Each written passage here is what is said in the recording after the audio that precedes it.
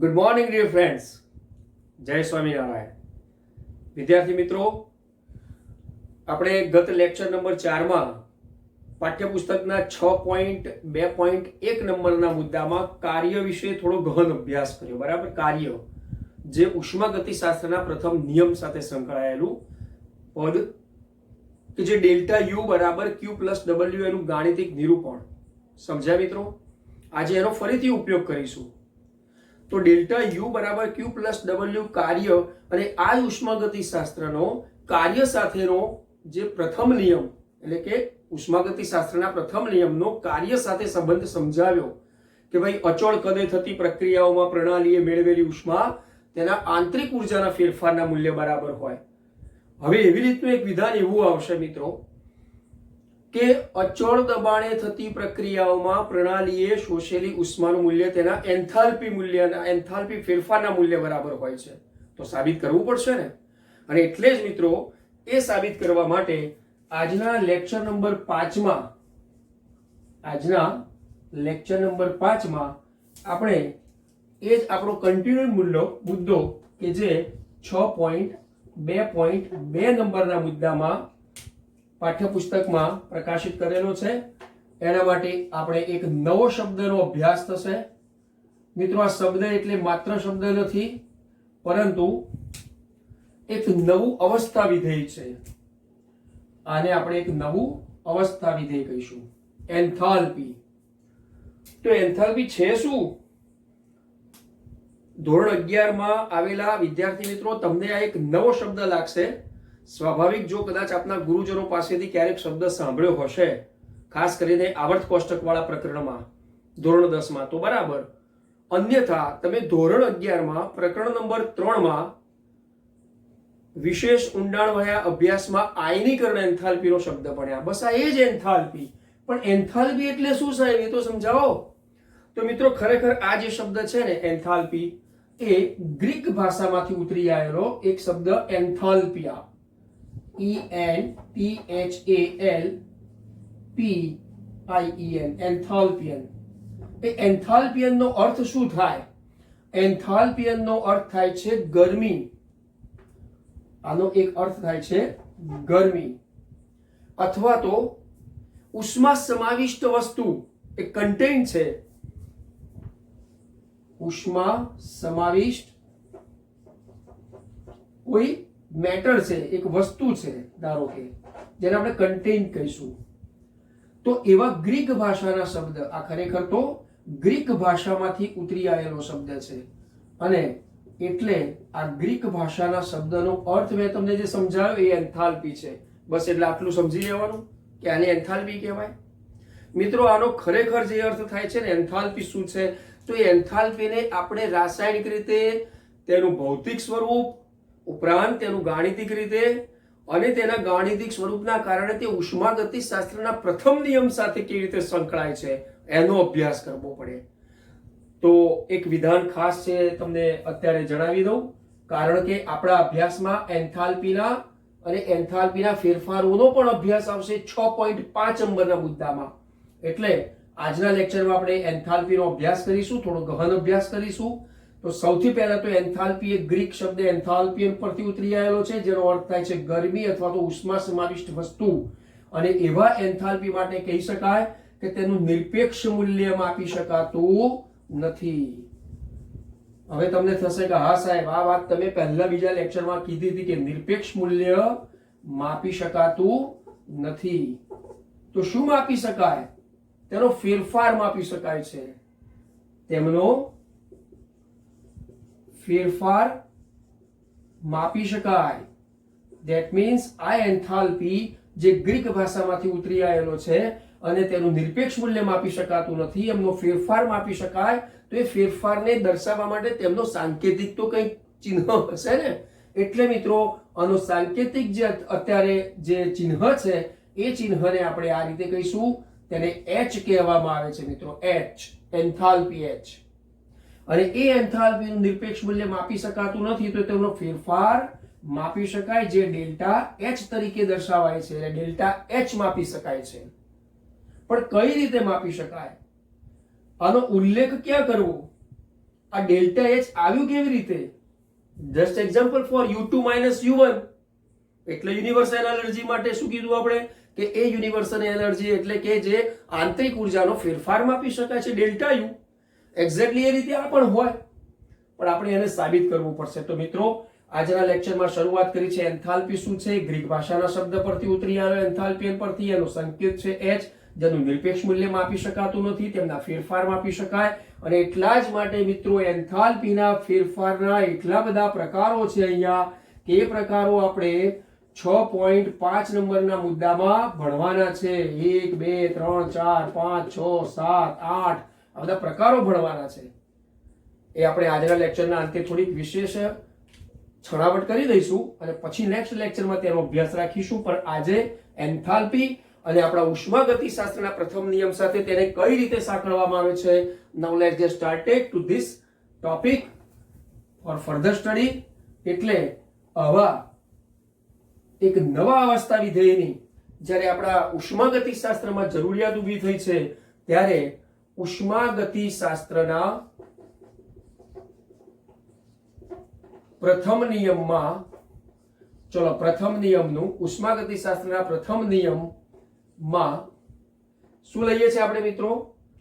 W is equal delta U is equal two આપણે આ લીધું છે ને delta U is equal two Q plus W. Okay, પરંતુ આ નિયમમાં આપણે અચળ દબાણે જો આપણે કાર્ય કરતા હોઈએ, ખાસ કરીને ખાસ ધ્યાન રાખજો, અચળ દબાણે ઉષ્માગતિશાસ્ત્રના પ્રથમ નિયમમાં આ બને છે અત્યારે આપણી પાસે કે delta U is equal two Q plus W.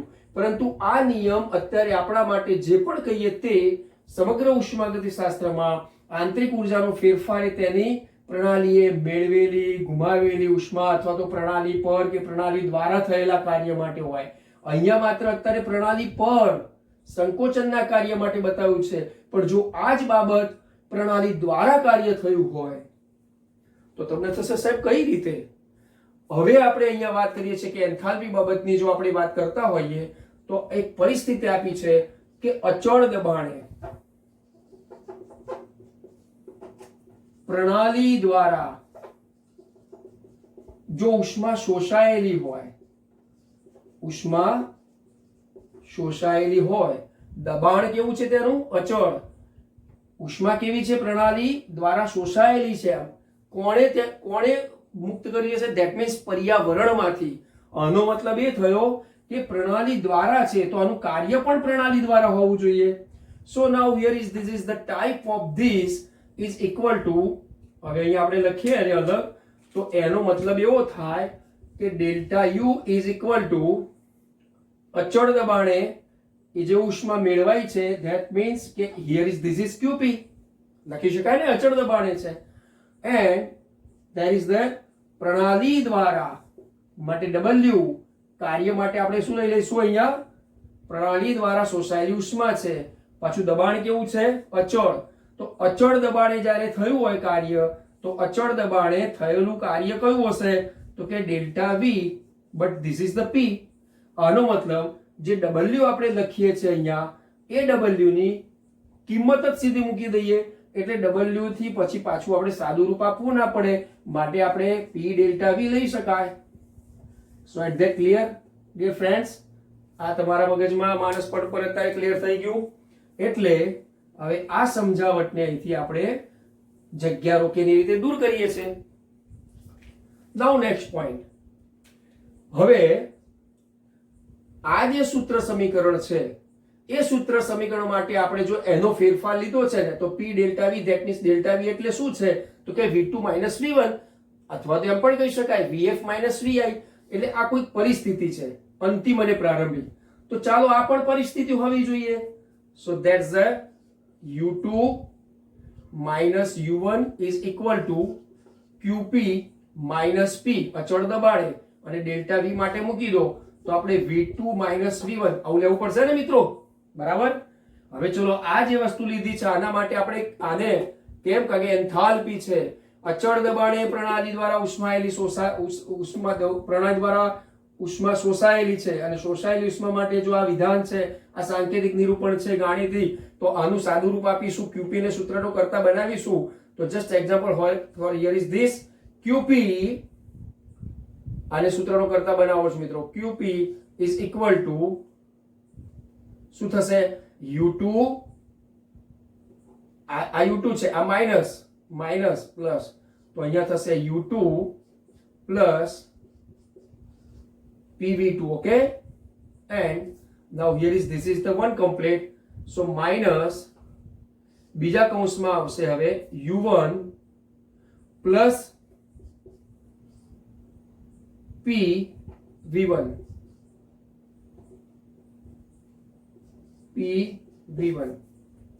જો મિત્રો બહુ વિચારીને આપણે મૂકવા જેવું ગાણિતિક પદ છે, કારણ કે કેમિસ્ટ્રી તો મેથ્સ પણ હોય અને બાયોલોજી પણ હોય, એટલે કે એ અને બી ગ્રુપ બંને વાળા હોય. પણ બી ગ્રુપ વાળા જે વખતે સાદું રૂપ આપવા બેસશે ત્યારે આપણે QP ને સૂત્રનો કરતા બનાવતાની સાથે આટલું થયું. બરાબર.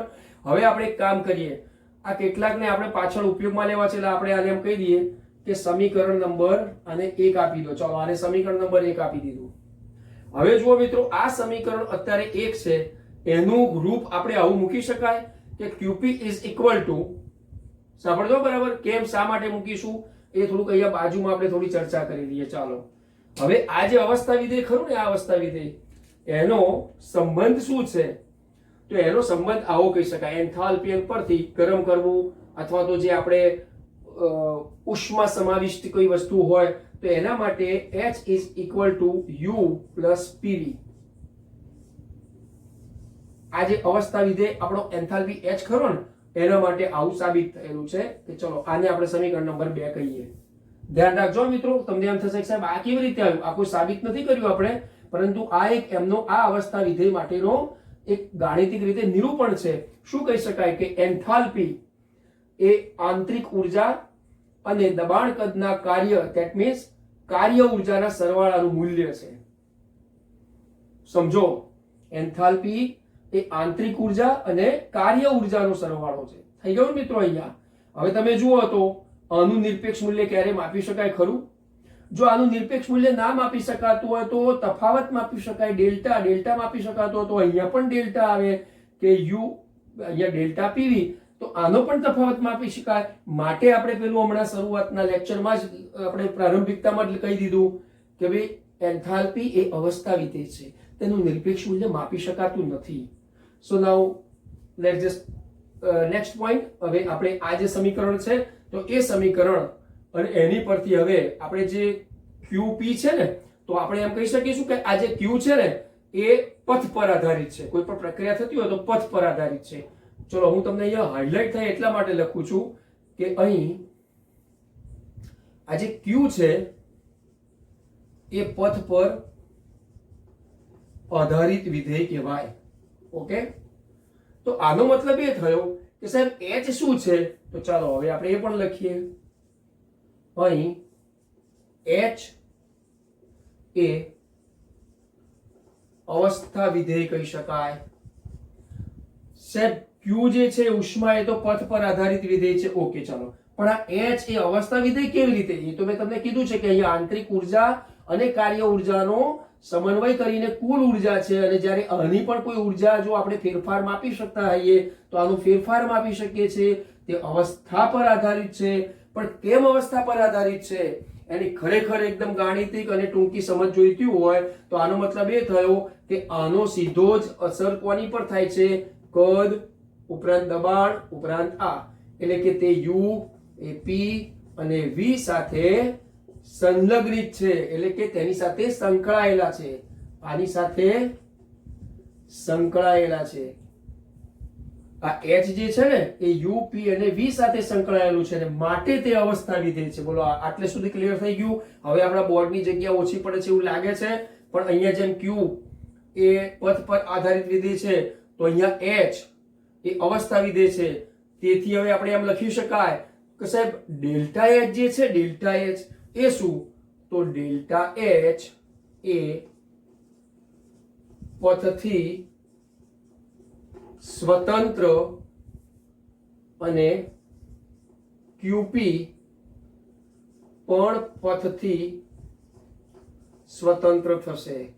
મિત્રો, આ વાક્ય ભલે લાલ પેનથી સીધે સીધું દેખાય છે, પણ જુઓ ડેલ્ટા H પથથી સ્વતંત્ર, માટે QP એ પણ પથથી સ્વતંત્ર. શા માટે? કારણ કે ક્યુ એ પથ પર આધારિત હતું, પરંતુ આ h છે અવસ્થા વિધેય હોય, આ લોકો પથ પર આધારિત નહોતા. તો ચાલો હવે ડેલ્ટા h પથથી સ્વતંત્ર છે, તો એની સાથે સંકળાયેલું તો કોણ છે?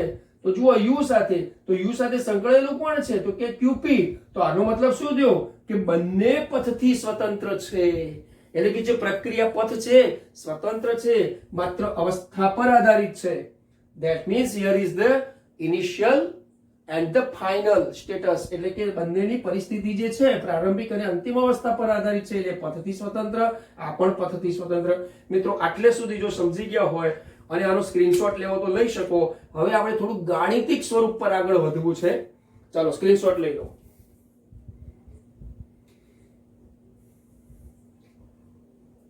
બરાબર. હવે આટલી વસ્તુ આપણે અહીંયાથી થોડી ઓછી કરવી પડશે.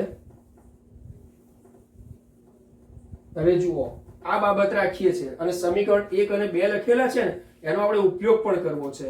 હવે અહીંયા આપણે એમ લખી શકીશું કે અચળ દબાણે સમીકરણ 2 ને, આ સમીકરણ 2 ને ડેલ્ટા h બરાબર delta u plus delta pv આવી રીતે તફાવતથી જો આપણે મૂકવું હોય, કારણ કે પેલા પથથી સ્વતંત્ર થઈ ગયું ને એટલે અવસ્થા પર આધારિત છે, ને નીચે મુજબ અવસ્થા પર આધારિત લખી શકાય. ધેટ મીન્સ બધા વાક્યો નથી લખતો, પણ સમીકરણ 2 ને હવે આ રીતે બતાવી શકાશે. જુઓ મિત્રો, delta h is equal to delta u plus delta pv. હવે આની અંદર તો 2 થયા. કયા 2 થયા? તો આ રીતે 2 થાય. જોજો મિત્રો, p delta v either v delta p. બરાબર છે. ચલો શું લખ્યું છે અહીંયા ધ્યાન રાખો. પછી આપણે આમાંથી પરિસ્થિતિ સ્વીકારવાની છે. કેવું છે? કેવું રહ્યું આ? અચળ દબાણે. જો અચળ દબાણે હોય તો તમે બોલો આમાંથી શું લઈ શકશો? દબાણનો કોઈ ફેરફાર કે ના નથી, ઝીરો. આ બધું ઝીરો થઈ ગયું, તો આ તો લેવાનું જ નથી. ચલો દબાણ કેવું લીધું છે? કે અચળ. જો થઈ ગયું અચળ તો કોનું થયું? તો કે કદનો ફેરફાર છે. ઓકે, તો આપણે આ જ લેવાનું છે. ધેટ મીન્સ હવે ખબર પડી ગઈ ને, એટલે આ સીધું બધું જ આપણે આને રિમૂવ કરી અને સીધે સીધું એનું મૂલ્ય લઈશું p ડેલ્ટા. ધ્યાન રાખજો મિત્રો, આ કે વારે વારે સાહેબ પૂછે છે એટલે કઈ ભૂલ નથી, પરંતુ આ સમજાયું. હવે આ નથી લેવાનું. અચળ દબાણે કદનો ફેરફાર થયો કે હા, તો અચળ દબાણે હોય તો પ્રણાલી દ્વારા થયેલા કાર્ય માટે હવે તમે જોજો આપણે આગળ વધીએ છીએ. જુઓ ખાસ ધ્યાન રાખજો મિત્રો, જોજો અહીંયા. હવે delta u is equal two શું લેવાનું હતું? p delta v. બોલો લઈ લીધું. ચલો આ p ડેલ્ટા v લીધેલો હોય તો આનો મતલબ એ થયો કે પ્રક્રિયા ઉષ્મા શોષક અને પ્રણાલી વડે થયેલું કાર્ય. અહીં લખો તો લખી શકાય કે પ્રણાલીએ ઉષ્મા શોષી છે, એટલે કે આમ લખી શકાય ને કે ઉષ્મા શોષક પ્રક્રિયા થઈ અને પ્રણાલી દ્વારા થયેલું કાર્ય. ચલો આટલું જ લખો આપણે, બહુ થઈ ગયું. હવે જુઓ મિત્રો, આની અંદર ડેલ્ટા યુ ની જે કિંમત હતી ને આ મૂકી દો. પડી ખબર? અચળ દબાણે પ્રણાલી દ્વારા ઉષ્મા શોષાયેલી અચળ દબાણે. જો અચળ દબાણે તો ડેલ્ટા યુ ની કઈ કિંમત મૂકવાની? આ મૂકવાની કે આ મૂકવાની? જોઈ લો કઈ મૂકવાની? ઉષ્મા શોષક માટે અચળ દબાણે ડેલ્ટા યુ, અચળ દબાણે delta you. That means here is this. તો આપણે એ વેલ્યુ મૂકી દો. તો આવું થશે delta h is equal two qp minus p delta v, અને આ પાછું અહીંયા મૂકી દો પ્લસ p ડેલ્ટા v. બોલો ક્લિયર થઈ ગયું આટલું? તો હવે તો બાયોલોજી રાખ્યું કે મેથ્સ રાખ્યું, ખબર પડી ગઈ કે જુઓ અહીંયા વિરોધાર્થી થઈ ગયા બંનેના મૂલ્યો માટે. તો આનો મતલબ શું થયો સાહેબ? આનો મતલબ તો આ થયો ડેલ્ટા h બરાબર qp. તો આ તો આપણે સાબિત કરવું હતું.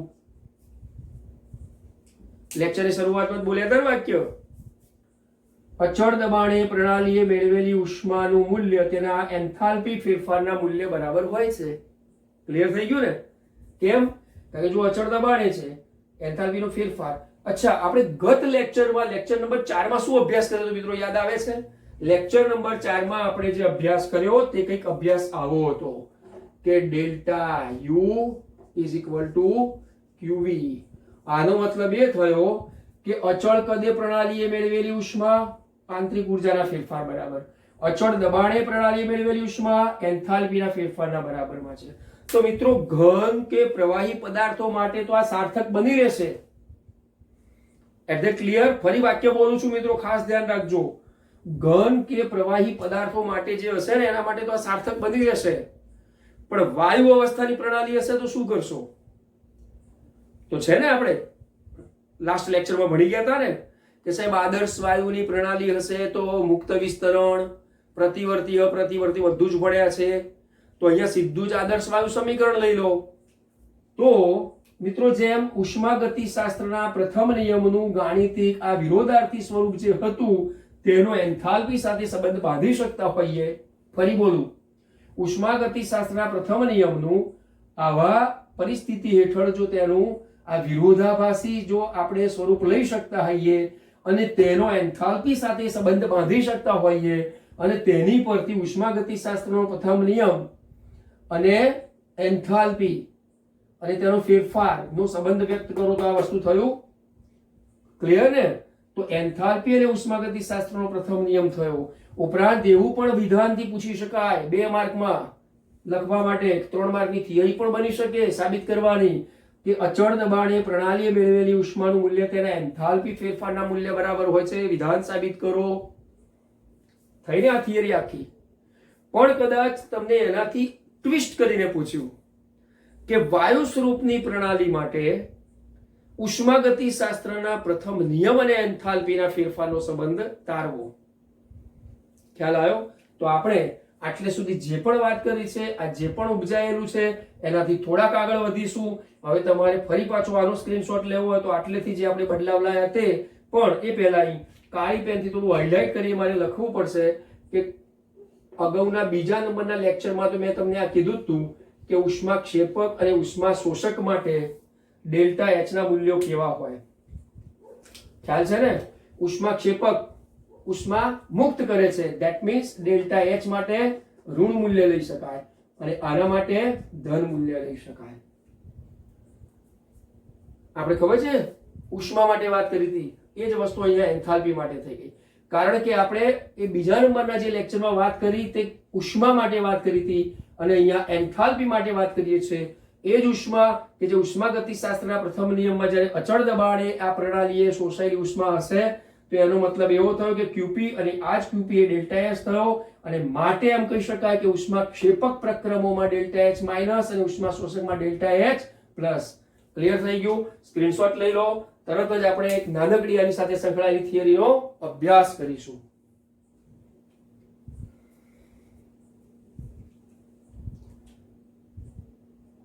Now reactive to our point. હવે આપણે આપણી પાસે આ બધી જ વસ્તુ વિગત જાણીએ છે.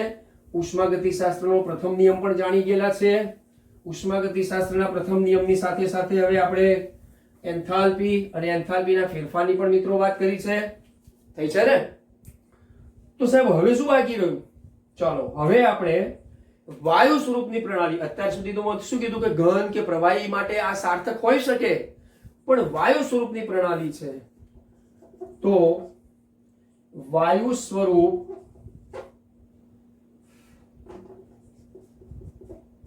પ્રણાલી માટે આ એન્થાલ્પી ફેરફાર કઈ રીતે દર્શાવશો?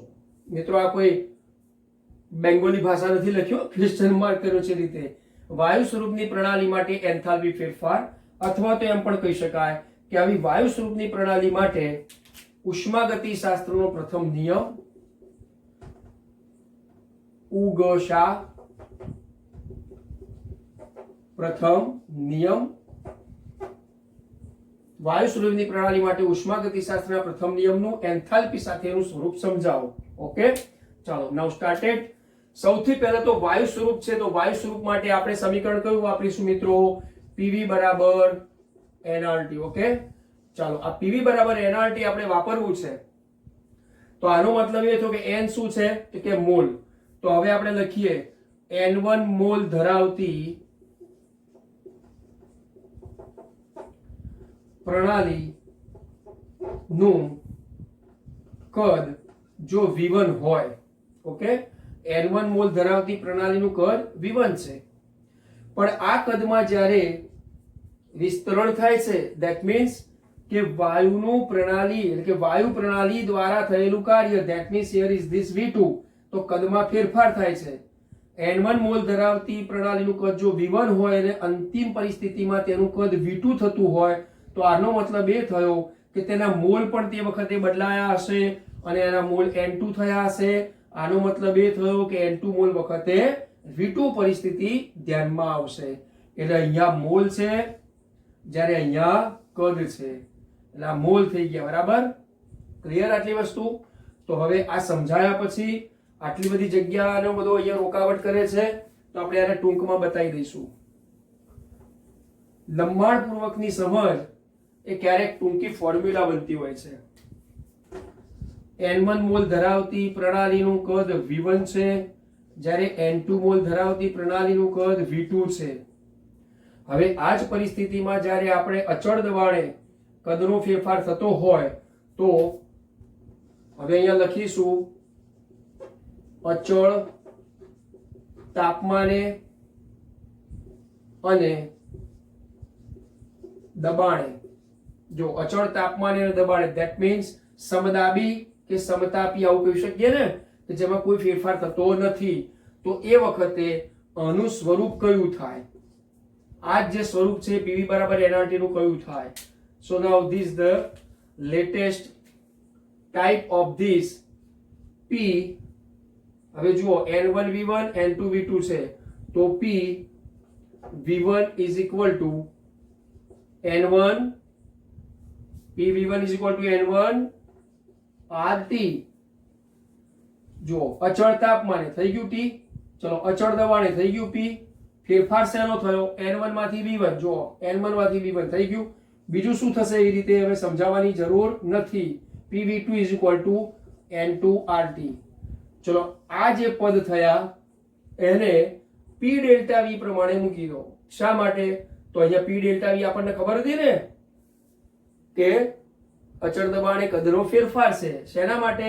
આપણે એન્થાલ્પી તરફ આગળ વધ્યા છે, એન્થાલ્પીના મુદ્દાથી આગળ વધ્યા છે, ઉષ્માગતિશાસ્ત્રના પ્રથમ નિયમ સાથે તેને સાંકળવાનું છે. ઓકે, તો આનો મતલબ એ થયો કે p, જો હું સીધું જ લખી નાખું આમ તો ખરેખર તો આ બંનેને બાદ કરવા હોય તો આ રીતે લખી શકીએ કે p v2 minus p v1 is equal to n2, જોજો હો, n2 RT minus n1 RT. બોલો થઈ ગયું આટલું?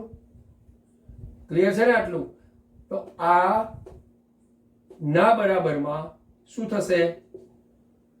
આ શું થયું? ચલો અહીંયા લખીએ સીધે સીધું, એના કરતા અહીંયા કહી દો તો p કોમન નીકળ્યો, v2 minus v1 is equal to, ચલો RT કોમન નીકળ્યો તો n2 minus n1. બોલો ઓકે છે? એટલે આનો મતલબ શું થયો? p delta v is equal to delta n અને આ RT. જુઓ તો પ્રણાલી કેવી છે? વાયુ સ્વરૂપની. વાયુ સ્વરૂપની પ્રણાલી હોય તો આપણે કંઈક તો બતાવવું પડે ને અહીંયા. તો આ વાયુ સ્વરૂપના મોલ છે, આ વાયુ સ્વરૂપના n1 મોલ છે, n2 મોલ છે, તો એનો મતલબ અહીંયા g. આ વસ્તુ જે છે આ p ડેલ્ટા v. હવે આપણે ઉષ્માગતિશાસ્ત્રના પ્રથમ નિયમની અંદર જઈએ અને તેનું એન્થાલ્પી સાથેનો જે સંબંધ બતાવ્યો હતો ને, કયો? કે delta H is equal to delta U plus P delta V. તો ચલો હવે આપણે અહીંયા જઈએ છે, હમણાં તારવ્યું હતું, delta H is equal to delta U plus P delta V. અચળ દબાણે કદનો ફેરફાર થતો હોય તો આ એન્થાલ્પીના ફેરફારની અંદર આ કિંમતો મૂકી દો. ચલો તો આનો મતલબ શું થયો? આ P ડેલ્ટા V ની આ કિંમતો અહીંયા મૂકી દો તો આવું થશે, ડેલ્ટા H બરાબર delta U plus delta N G RT.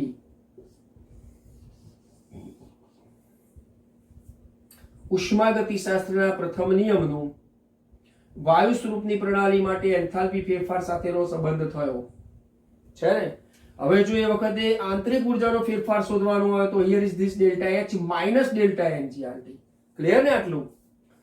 હવે તમને એમ થશે સાહેબ આ બંને મૂલ્યો સમાન ક્યારે થાય? ગાણિતિક રીતે આગળ વધીએ. ચલો આ બંને મૂલ્યો સમાન ક્યારે થાય? આપણા લેક્ચરના અંતમાં હવે થોડી ગાણિતિક વાત કરીએ. આ બંનેના મૂલ્યો સમાન ત્યારે થાય કે જ્યારે આનું મૂલ્ય 0 થઈ જાય અને આ મૂલ્ય શૂન્ય ક્યારે થાય? ક્યારે થાય બોલો? તો દાખલા તરીકે A plus B and gives C plus D, અને એના જે N1 અને N2 મોલ છે ને, આ જે N1 અને N2 mall, here is this N1 and here is this N2. દાખલા તરીકે આપણે 5 મોલ હોય અને અહીંયા 5 મોલ મળ્યા હોય, તો 5 માંથી 5 ગયા, કેટલા થઈ ગયા? 0. તો આ બધું 0 સાથે ગુણાઈ જાય, શૂન્ય થાય ને. એટલે જ્યારે પ્રક્રિયકો અને નિપજો પણ કોના? વાયુ સ્વરૂપની પ્રણાલીમાં, વાયુ સ્વરૂપની પ્રણાલીમાં જ્યારે પ્રક્રિયકો અને નિપજોના મોલની સંખ્યા સમાન થાય, ખબર પડી ને મિત્રો? સંતુલનમાં મોલ, વાયુ સ્વરૂપની પ્રણાલીમાં જ્યારે પ્રક્રિયકો અને નિપજોના મોલની સંખ્યા સમાન થાય ત્યારે તેનો ડેલ્ટા એન જી એટલે કે વાયુ સ્વરૂપમાં શૂન્ય થાય, અને આ શૂન્ય થાય તો આ બધું જ ગુણાંકમાં શૂન્ય થઈ જાય, તો આ બંને સમાન થઈ જાય. હવે એમસીક્યુ માં ક્યાંક તમને 12મા ધોરણની પરીક્ષા પછી, તમે તો 11મા ના છો ને, પણ કોમ્પિટિટિવ એક્ઝામમાં એમ પૂછાય, સાહેબ 12મા પછી આવે તો 11મા નું ક્યાંથી? મિત્રો, જી અને નીટ એક્ઝામ્સ જે તમે તમારા કાનમાં અને માનસપટ ઉપર ભારણ લઈને બેઠા છો ને, 11મા અને 12મા એડમિશન લો એવા તરત જ પરીક્ષાલક્ષી બનીએ છે, વાલી વિદ્યાર્થી તમામ. પણ એ ન ભૂલવું જોઈએ કે આપણી પાઠ્યપુસ્તક એ આપણી ભાગવદ ગીતામાં જે વિધાનો લખ્યા છે, જે વિધિ કરીને લખ્યા છે, અને એ જ આપણા માટે રામબાણ ઉપાય છે. એટલે એને સમજો. એ જી નીટમાં મુકાયેલા પ્રશ્નો ક્યાંયથી આવતા નથી. જી કે નીટ કોઈ અભ્યાસક્રમ નથી મિત્રો. જી કે NEET, this is the competitive exam by their boards. એમના જે પણ નેશનલ લેવલે, એ નેશનલ લેવલે જે joint entrance examination of the engineering and the national eligibility entrance exams કોના માટે કામ કરે છે? તો કે બાયોલોજી ગ્રુપ સાથે રાખીને અને દાપ્તરી વિદ્યા શાખા માટે. તો એવા માટે એમના બોર્ડ્સ જે છે તેમનો કોઈ એ અભ્યાસક્રમ નથી. અભ્યાસક્રમ મિત્રો આપણા સમગ્ર નેશનલ એટલે કે રાષ્ટ્રીય લેવલે જે આપણું પાઠ્યપુસ્તક છે એ જ છે, અને એમાંથી જ આવા પ્રશ્નો બને છે. તો ડેલ્ટા એચ અને ડેલ્ટા યુ ના મૂલ્ય સમાન ક્યારે થાય? અથવા તો એમ બતાવે કે આના માટે ડેલ્ટા એચ બરાબર ડેલ્ટા યુ બતાવ્યું હોય માટે નીચેનામાંથી સાચું શું, અને પછી આવી પ્રક્રિયાઓ આપી હોય જેમાં અહીંયા મોલ અલગ અલગ આપ્યા હોય, 2 મોલ 3 મોલ, 3 મોલ 2 મોલ, પછી એ સાચું, અને બાકીની ખોટી પ્રક્રિયાઓ પણ આપી હોય, મોલથી સંતુલિત ન થતી હોય, તો તમારે શોધવી પડે કે આપેલી પ્રક્રિયા જે બંને બાજુના મોલ સમાન થાય, તો પરિણામે ડેલ્ટા એન જે 0 બને તો આ સમાન થાય. બોલો, મળી જાય ને 4 માર્ક. તો આવા સમીકરણોમાં આ એપ્લિકેશન બેઝ હાઈ ઓર્ડર થિંકિંગના એવા કેટલાક એમસીક્યુ પૂછાય. અને મિત્રો, અમારો પ્રયત્ન છે કે ખરેખર આ બધી જ બાબતો આપણે શાળા કક્ષાએ સમાન અભ્યાસક્રમ તમામ શાળાઓમાં, કે જે નવી રાષ્ટ્રીય શિક્ષણ નીતિના ભાગરૂપે તમને બધાને સમગ્ર ગુજરાત તો બરાબર પણ બધા જ રાજ્યોની અંદર આપણને એક સમાન શિક્ષણ, એક સમાન અભ્યાસક્રમ, એક સમાન પદ્ધતિઓથી અને કંઈક વિશાળ દુનિયાની અંદર ઊંચી ઉડાન ભરી શકો. એટલે આવા કેટલાક કોમ્પિટિટિવ એક્ઝામ બેઝ આપણે કેટલીક ચર્ચાઓ કરતા રહ્યા છે, એ થોડું યાદ રાખજો. ચાલો મિત્રો, આજના લેક્ચરમાં આપણે ઉષ્માગતિશાસ્ત્રના પ્રથમ નિયમને એન્થાલ્પી સાથે સાંકળ્યો. એ જ એન્થાલ્પીને આપણે વાયુ સ્વરૂપની પ્રણાલી માટે ફરી પાછા ઉષ્માગતિશાસ્ત્રના પ્રથમ નિયમમાં લઈ આવ્યા, અને વાયુ સ્વરૂપની પ્રણાલી હોય ત્યારે આ એન્થાલ્પીનો ફેરફારનું મૂલ્ય કેવી રીતે શોધવું એની આ ફોર્મ્યુલા વિકસાવી છે. અને હવે પછીના નેક્સ્ટ લેક્ચરમાં એન્થાલ્પીના ફેરફારોનો મિત્રો અભ્યાસ કરવા માંગુ છું. મિત્રો, અહીંયા ધ્યાન રાખજો, કોઈ ખોટી દિશામાં આપણે જવાનું નથી. આપણે જે ભણવું છે આપણા પાઠ્યપુસ્તકમાંનો એકમ એટલે કે જે પ્રકરણ નંબર 6 છે ને, એ જ ચાલુ કર્યું છે. પણ તમારે કઈ રીતે અભ્યાસમાં સરળ રહેશે એ સામેવાળા ગુરુજનોને ખ્યાલ હોય છે.